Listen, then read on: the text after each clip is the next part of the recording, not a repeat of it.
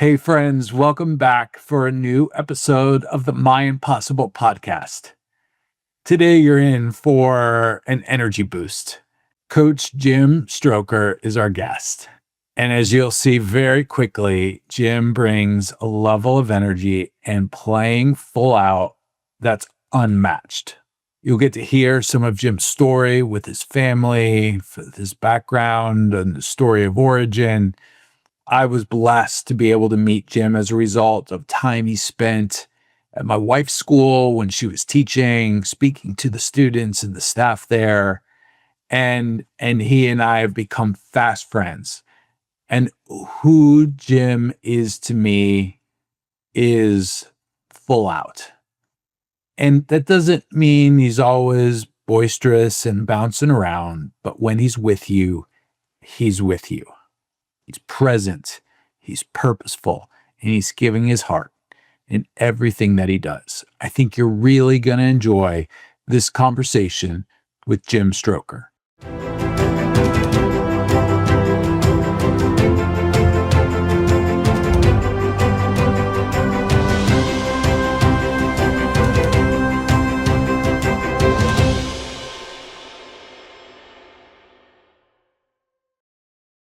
Coach Stroker, welcome to the show. So excited to have you today. Well, thank you, Jeff. I am just honored and privileged to be in your presence since, you've always been it, but now that you're the GOAT with double capital letters, it's an honor to be talking to you always. I shared in the introduction how you and I met. It's just the as I call them, the divine breadcrumbs that brought us together are really, really cool. With all that said, and I'm gonna because I always call you Coach. I'm gonna call you Coach for this call. Is the podcast, right? Love it. Yeah, I mean, in the old days, you'd go, "Come on, I'm not a coach. I'm a professional." Today it's like the highest honor you could have is when someone calls you coach, right? I think so. And we all have now. The coaching isn't just coaching baseball, football, coaching people. And so, yeah, I'm honored to be called coach. Thank you, Jeff. All right, Coach. What is your impossible? Well, my impossible, I think, and this is life, which is so ridiculously surreal, hard to understand, messy, crazy, goes all over the place. But, my impossible is the fact that I'm here. And the fact that this pre-scripted journey, which seems so bizarre at times, which seems like sometimes it's like the greatest jackpot in the world. Some days you feel like you hit the lottery. And then there's been times when you feel like, the why me person. But, what the most amazing thing, Jeff, you're still mid-range. I'm in the fourth quarter, probably in overtime now. Like I'll be 74 in March, right? So you're right near the edge, right? So what happens when you get older, or when you come out of the vacation, or when you finish your job, or when you finish your children, is you get a chance to look back and put the whole thing in perspective, right? And like the funniest thing happens, like the things you're most proud of, the things that you yourself most admire, like the hero's part of your journey, are the things that when you're in them, you said, holy shit, excuse my language, this isn't fair. The things that we look back on and said, God, come on. Who do you think you're dealing with? I can't handle this stuff, and lo and behold, you're still here. And lo and behold, you made it, you scrapped, you clawed, you stumbled your way through these challenges. And you've really done, it seems crazy, but the impossible, because if you're back to age 7 and somehow someone says, look, this is what's going to happen to you in your life, this is where we're going to take you, you would say that's impossible. absolutely impossible. And lo and behold, look what happened. As the great Ali Stroker, often quotes, like, impossible is only impossible, until it's done, right? And then all of a sudden, Roger Bannister, breaks the 4 minute mile. And then all of a sudden, like, the impossible becomes possible for everyone. So that's a long-winded answer for what's happened. Mm. So, I mean, I want to tap into what you've learned in almost 74 years. Because in the My Impossible community, we talk a lot about, should we even call it impossible? Like, I mean, I'm 51, and so I do have some miles, but based from what you've learned, both your own experiences with your family, through your time with kids, students, just what have you learned about this word impossible? So what I've learned from a couple guys. One is a fella that is like an amazing hero role model for all of us. This guy that I met who recently climbed Mount Kilimanjaro, I believe. What I've learned is, like, impossible is just the story that we're telling ourselves. It's just one. It's nothing else other than the story. And the most bizarre, amazing, ridiculous thing about the story is we get to tell it to ourselves. And the story, whatever we tell ourselves, will either tell us impossible is possible or it isn't. But I'm not really sure there's too much that's impossible other than me, flying out of the car. But if I really told myself and believed that I could do something, you and I both know, because you proved it. Like Jeff, can you and I, like, could you roll from New Jersey to California? I Yes. mean, yeah, without any pause or hesitation. But that's because you believe. Like, my son Jake, and we'll talk about this. I said, Jake, what do you fear? He looks me square in the eye and says nothing. I mean, this is a life that's been a battle, a scrap. But once you do hard things, like, all of a sudden, like, hard becomes soft. It's not as the same bite. So, that's kind of my response to that. Mm. So take us into Jake's story. Take us into, like, what do you see in your son that has caused him to bold face say, "Dad, I'm not afraid of anything." Yeah. Great. Thanks. Great question. So my son Jake and Allie, were in a car accident with my wife at the time when my daughter Allie was 2 and my son Jake was 4. And, this was sheer devastation. I mean, it was beyond. Allie uh, incurred a spinal cord injury, paralyzed with chest down, developed pneumonia. Jake was sustained a traumatic head injury, bleeding from the brain, with a 5% chance to live. And the two of them, within 48 hours, were rushed to St. Joseph's Pediatric Intensive Care Unit, to lie amongst 6 other kids, all near death. So, in the middle of that middle of that team, were my 2 most precious gems. And, it was beyond belief. Like just you couldn't even, like, just describe your worst possible nightmare and then make it that times. It was just ridiculous, but it happened. It actually happened. It wasn't a nightmare. It wasn't a dream. It was an event that actually happened, and it would change our lives forever. And Jake came out of the coma after 13 days, came out with what's called like 73 IQ. We were told he'd never be able to go to a public school. He had the use of one arm, 2 leg braces, wore a helmet for 3 years to protect his head, and just Jeff went back to ground zero. Walk, talk, eat, like zip, you're starting all over, like a stroke times 10 with a 4-year-old.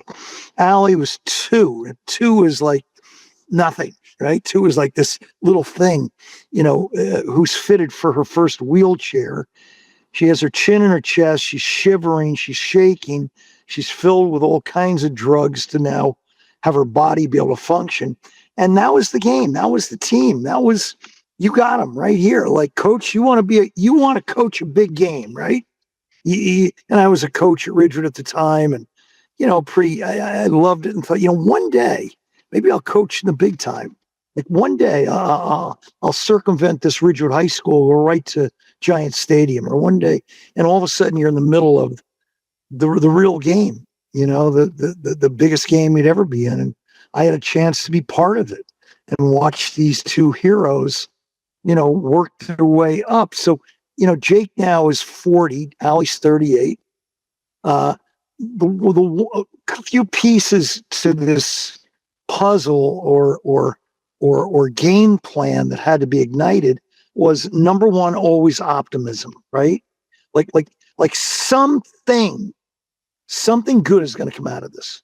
I don't know what the heck it is. I don't know what it's going to look like, but something good is going to happen. It's just optimism, and that's linked to faith. God, you're going to, now, do good things always happen to people? It depends how you look at it. Depends what the story is, right? But we believed that, and we were driven by optimism, and then really focused in on controlling what was in our control, right? Eventually, you're like, can't control the past, can't control the injuries. Allie can't walk, Jake can't run, Allie can't. But what can they do? And this is a giant mindset shift, and it's easy to say. It really is. It's a cute little, line, like control the controllables and do what you do. But it's as hard as anything. It's like that big white piece of paper, right? With the black dot in the middle. What do you see? What do you see? What do you see? Well, see the black dot. See the black dot. Well, I'm sorry, 99% of the paper is white, and you're looking at the black dot. So we had to reconfigure the software in our brains to keep going back to what we could do, not what we couldn't. What was up to us, not what was not up to us. And it was a game of that. And then the part that's not so fun, that's not so pretty, that's not real fluffy, it's called grit. It's just freaking, you know what? You got to show up. This is the process. You got to get there every day. When you feel like, feel pain, you're gonna have to fight through it. I mean, there's no easy way out, and you know this better than anyone. I mean, you got to get your mindset right, but then a lot of times it's just, you know what? I'm buckling on my chin strap, and I don't like it as much as anybody else, but I'm gonna go there. And the more you go into the dark cave, the more you visit the thunderstorm, the more you set foot in the tornado. Like all of a sudden, you're like, it's not even that bad. So Jake fears nothing because he conquered fear. Jeff, it's an acute story. They let him into public school in Ridgewood.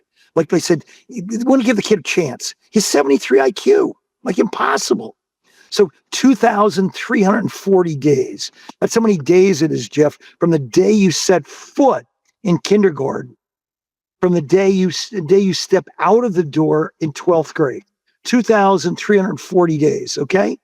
What was not in his control was what had happened to him.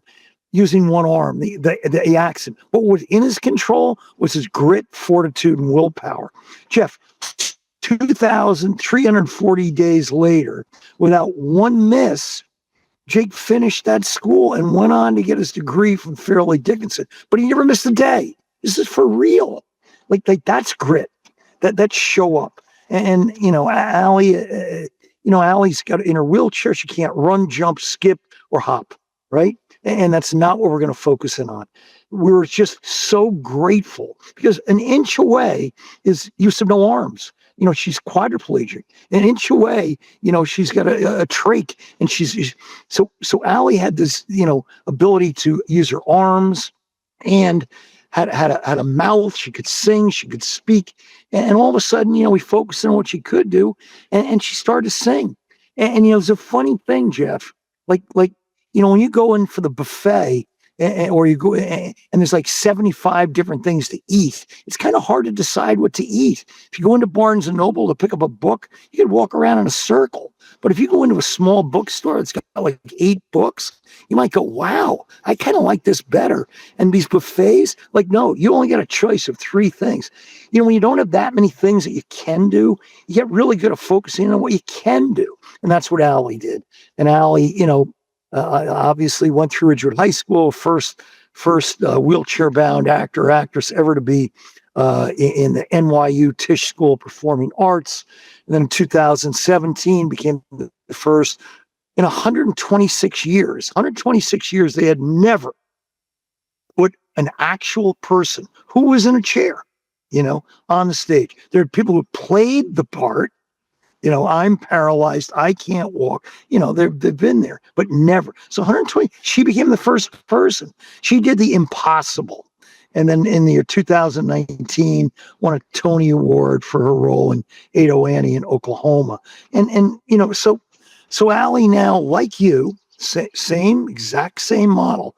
They've done things that are impossible, which are allowing the freedom for others held in bondage, for others held hostage by their minds to say, wait a minute, if that guy Harmon can do that, Jesus, I think I could do it, and that's why you've been placed on this earth.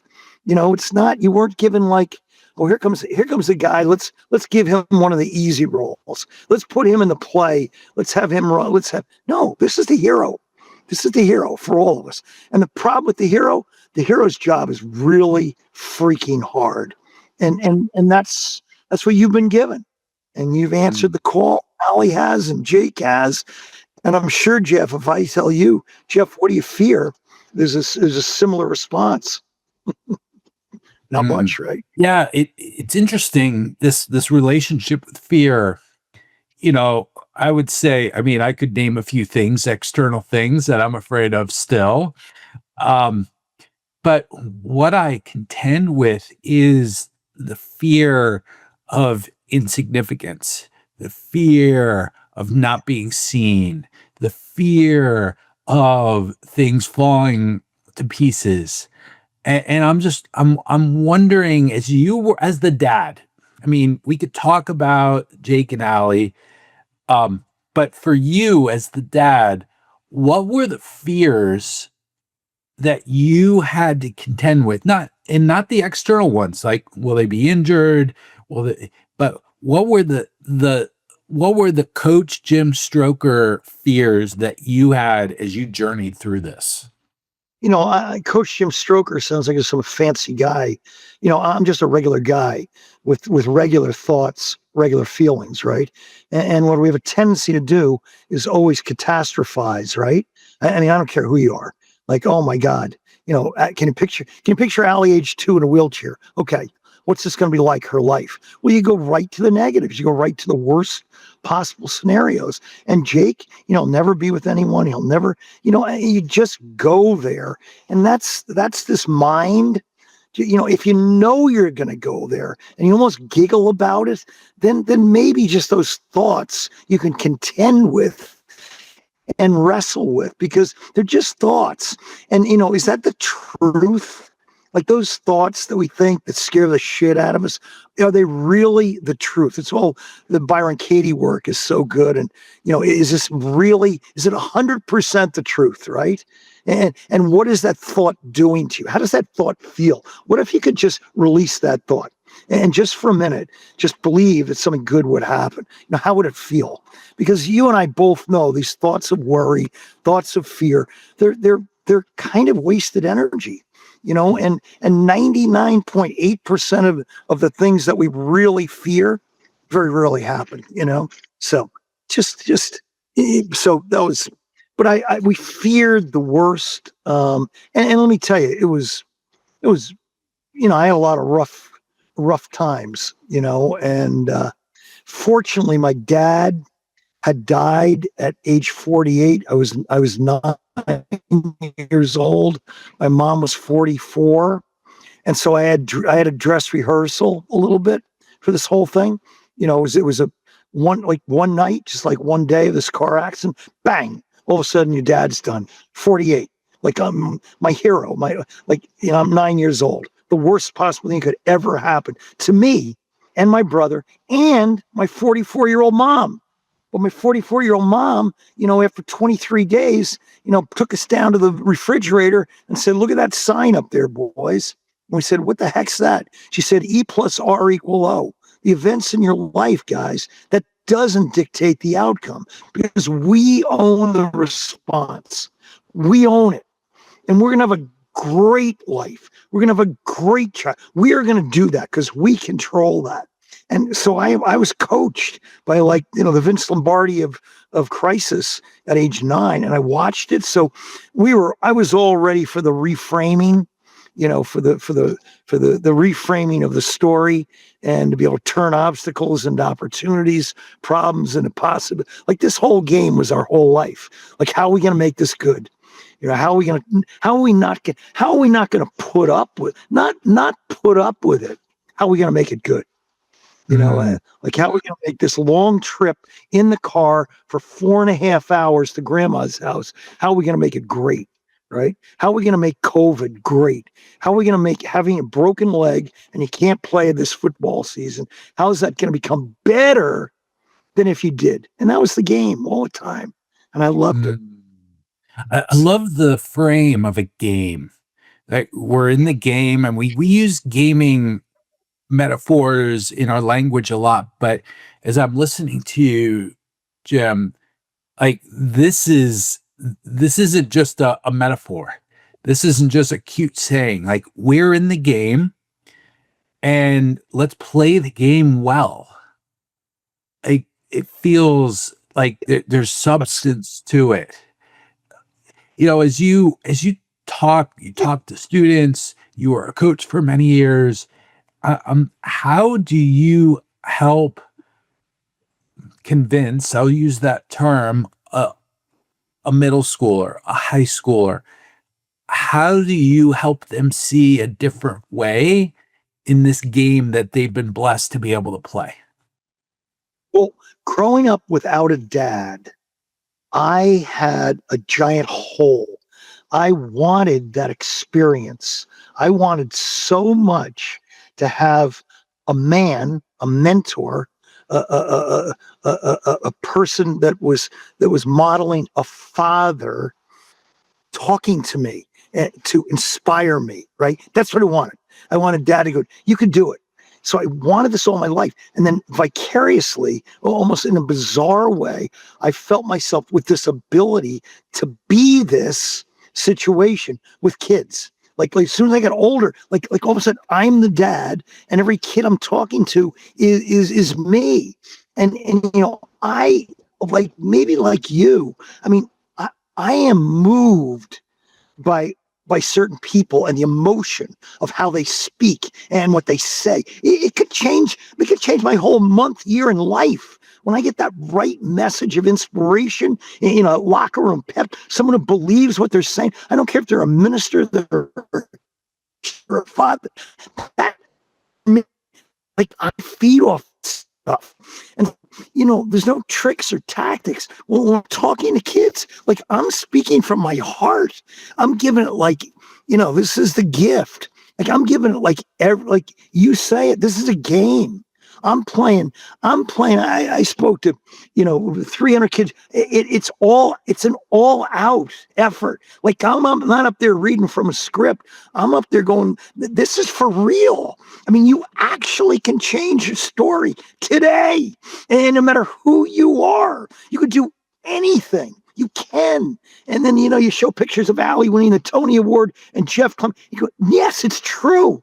And, the greatest fear, says Marianne Williamson, is not that we're inadequate. Our greatest fear is that we're powerful.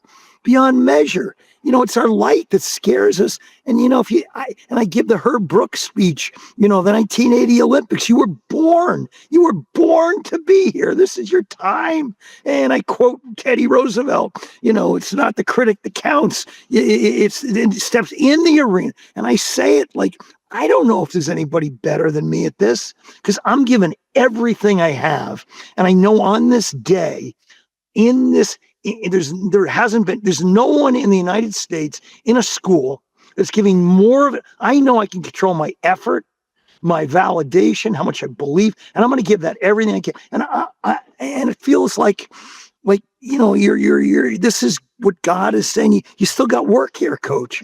I mean, get out. And if I move 3 kids in that auditorium who go, because I believe in like, and the last thing, I'll pass the ball back. It only takes one key to unlock the palace door, right? One key. One opening, one passage, one movie, one speech. So I treat it like it's a big deal, whether I'm talking to the Cub Scouts or UBS or the Native American community, or I'm in the Hudson County Jail. I'm and it's more fun for me to play all out. I like that. So deep breath. I love that, because we live at a time when I call us zombies. Like so many that we encounter are just going through the motions. And I love this idea of, in everything we do, play full out. I mean, when you and I are sitting at a diner, you're playing full out. When I see you on video talking to 300 elementary school kids, you're playing full out. What was the shift for you, or what were the elements that led to the shift that, you know what, I'm going to play full out wherever I am, whoever I'm with, I'm going to play full out? Well, 2 things. First of all, you and I are very close to Dr. Rob Gilbert, who is, the guru, the top, the best storyteller in the world. And we get a chance to like sit with him, and 60% of the material I use is from Rob. And of course, one of the things I always, start my talks out with, just like you're saying, is, I have 2 envelopes, right? And I have 2 envelopes, and I bring the participant up. Well, first of all, I'll say, can I get a volunteer? And if it's a second grade group, every hand goes up. Can I get a volunteer with Morgan Stanley? No one's hand goes up. Can I get a volunteer in the height? No one hand finally goes up. So that says a lot about people and their fear of people's opinions, right? Second graders, here we go. So anyway, I get a volunteer, and I come up and I give them, 2 envelopes. Right, I say, okay, you got a choice between one of the 2 envelopes. One of the envelopes has twice the amount of money as the other, and you have a choice. Which one do you want? And they go back and forth, and now the spectators are yelling, "Go that one, go that one!" Now they're all involved, the spectators, and they pick the one envelope and they open it up, and there's a $20 bill in it. Right now, Jeff, I'm a sneaky guy. I take the other envelope, slip it in my pocket, and from the other pocket, I pull out another envelope, a trick envelope. That's not the original one, right? So they pick up the $20. I say, okay, now you have the choice in your life. The most important question you'll ever be asked. Jeff, this other envelope, what's in it? Either $10 or $40. You don't know. You don't know what's going to happen. You don't know when you breach that barrier, when you go in there and you really go for it. You don't know if you're going to make it or not. But the question isn't whether you make it or not. It's whether you go for it. So you want to go for it? Because now let's ask the fans, what do you think they should do? Every fan screams, go for it. But when I asked them to put their hand up, no one did. But everybody in the perimeter wants everybody else to go for it. But now it comes down to you. They open it up, they win the 40, but life comes down to one simple question. You got it, Jeff. When it's all over, when the big buzzer sounds, when the game ends, did you go for it or did you play it safe? And when you go for it, you might not always win, says Teddy Roosevelt. But if you fail, you will have failed while daring greatly. So, that's the whole thing. And it's easy to say, but hard to do, right? Is all. And last part, like, it's hard to go for it when you're afraid, right? Mm. Like, that's why I use all this nervous energy. Jeff, I played shortstop for Ridgewood High School. I was horrible. The coach put me there because I was the best athlete on the team. I was there as a junior. I made like error after error. He put me in center field. I was horrible. I couldn't play. Too much thinking up here. All of a sudden, he said, Jimmy, you're the best. Get back there at catcher. And you know what happened? I got back there at catcher, and it was nonstop movement. I was active. Hey, come on, you got it. Let's go. Right, blah, blah, blah, blah. I was the best player in the world because there was energy. I was doing it. I wasn't stagnant. I wasn't thinking. I wasn't overthinking. I was just doing things. So for me, doing this dissipates any fear that I have. It's just part of the whole routine that works for me. And, it's my gig. So whatever. Mm. I can imagine we have people watching or listening who are like, if playing full out is like being like Coach Stroker, I'm out. And so they see your way of being in the world and what your version of playing full out is, and they say, not for me." I'm wondering, like, for the one who's listening, who isn't got the energy of Coach Stroker, how do you support, whether it be a student, whether it be an adult, whoever it is, to find their version of playing full out? Yeah. And look, we just watched one of the greatest World Series ever, right? And you see one of the greatest managers ever, Davey Roberts. Watch him in the dugout. He's like a Zen master. No response, no movement. He's not screaming, yelling, "Come on, you get a hit up there, Freeman. You can do it." No, like in some situations.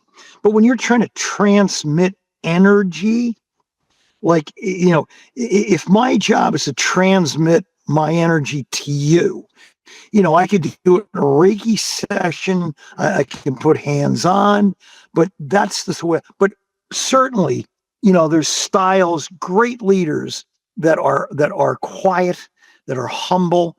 I mean, the most important leadership quality, if you really want to change people, for real, the number one thing, it, Jeff, is model the way. So stop trying to make people. You're my son can do this. You do it. You be kind. You be gritty. You show empathy and compassion for others. You read a book every night. You wake up, at the crack of dawn, and you work out. You do those things, and then they'll follow suit. It might take a little bit, but the most important, the most powerful thing you can do to move others is do it yourself, I think. So a lot of different styles, and it's just my own thing.